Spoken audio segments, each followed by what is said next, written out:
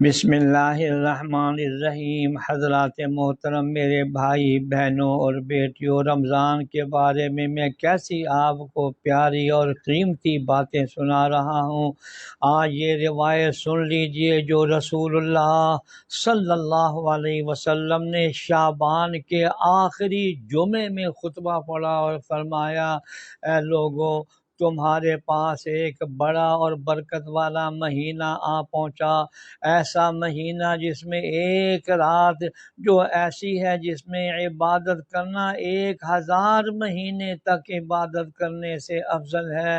اللہ تعالیٰ نے اس کے روزے کو فرض کیا ہے اور اس کی شب بیداری یعنی تراویح کو فرض سے کم یعنی سنت کیا ہے۔ جو شخص اس میں کسی نیک کام خدا تعالیٰ کی نزدیکی حاصل کرے گا وہ ایسا ہوگا جیسے اس کے سوا کسی دوسرے زمانے میں ایک فرض ادا کرے، اور جو کوئی اس میں فرض ادا کرے وہ ایسا ہوگا جیسا اس کے سوا کسی دوسرے زمانے میں 70 فرض ادا کرے۔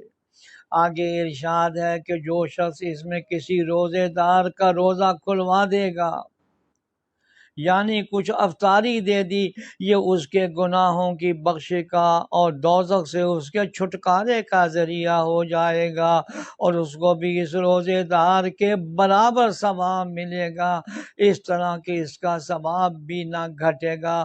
لوگوں نے عرض کیا، یا رسول اللہ، ہم میں ہر شخص کو تو اتنا میسر نہیں جس سے روزے دار کا روزہ کھلوا سکے۔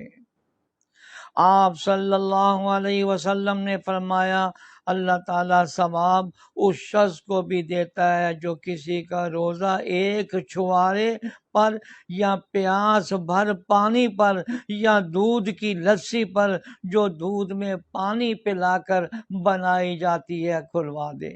اندازہ لگا لیں کہ رمضان میں بخشش کا، رحمت کا کیسے اللہ نے دروازہ کھلا ہوا ہے۔ یا اللہ ہمیں اس کی ایک ایک لمحے کی قدر کرنے کی توفیق عطا فرما، آمین یا رب العالمین۔